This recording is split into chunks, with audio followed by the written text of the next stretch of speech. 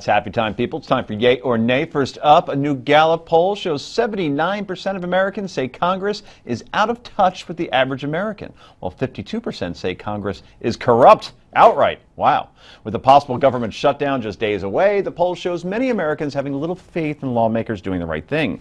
Congress's approval rating, by the way, lower than Rick's with people who send us comments to the show. Just 14%. Oh, no. Will Congress ever win back the hearts and minds of the American public?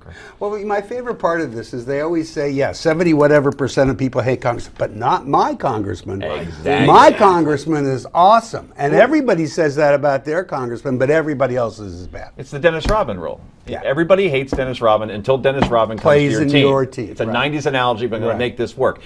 90% of congressmen or women get reelected in their districts. 98. Is it 98? Oh, yeah. Is it that high? 98. We hate them, but we send them back every Right. time. Why? And then we I can't don't know, because we hate understand them. why So- Congress doesn't work.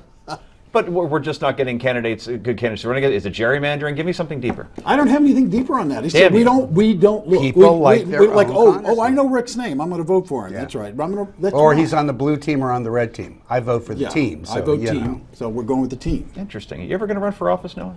Absolutely not. Why not? I don't have that. Well, Too because smart. I'm not a masochist. Generally like my position. I'm going to be a bit of a gloomy Gus on this one because that poll showed this consistently. But institutions that are most favored: the presidency, the military, and the police. Least favored institutions are all Republican institutions, representatives in Congress. And then you have like Bankers, the church and your small lawyers. business, which is generally supported. So I'm just a little uncomfortable But in to a be fair, constitutional republic. The numbers were not much better, if any better, when the Democrats were in control of Congress. So. No, Democrats in Congress rate a little bit higher, I think, than Republicans in Congress. But the body itself was really still pretty. Yeah, it's terrible. Prickly But heat's more popular. anybody no matter who who's loves in control. anybody who loves their freedom and their Republican background should be a little wary about all these executive authority figures having the most faith and the most trust in the public. That's a little worrying. We'll transition out of that. Next, one congressman who attended Pope Francis' address in D.C. last week decided to be holier than thou and take the holy glass of water the pontiff drank for him and his wife. It's true. Pennsylvania Democrat, of course it was a Democrat, Bob Brady, just walked up and took the glass last Thursday, and plenty of people noticed.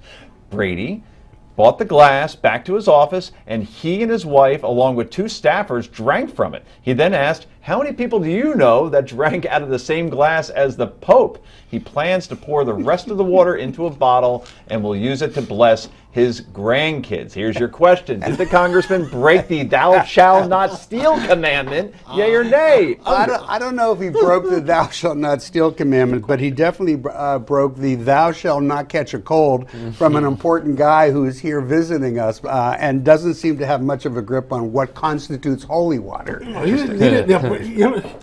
For a guy who's not Catholic, that's true. No, he didn't steal it, but he broke that thou shalt not be weird. That's a little strange, right? In front of other people. Yeah, and everybody caught him. That's the best part. Noah? Yeah, just very creepy. I don't know. Maybe he thinks he has some papal life force in him now, so he's going to be stronger at the polls next time. This time next year. I don't know. It's interesting. There's a South Park episode where Cartman actually drank Kenny's ashes. Yeah. And then Kenny was a ghost living inside of him. And he'd say, "Shut up, Kenny." He kept talking. Anyway, I'll have to get that clip sometime. Anyway, finally, Planned Parenthood protesters thought it would be a really good idea to get their point across by tossing condoms at Carly Fiorina supporters. The condom kerfuffle happened in Iowa during a college football game tailgate. The protesters were dressed in pink and waved pink pom-poms as they followed around the tailgate, Fiorina that is, chanting, "Carly Fiorina, offsides for telling lies." Is that supposed to rhyme? Anyway, Carly supporters fired the rhetoric back.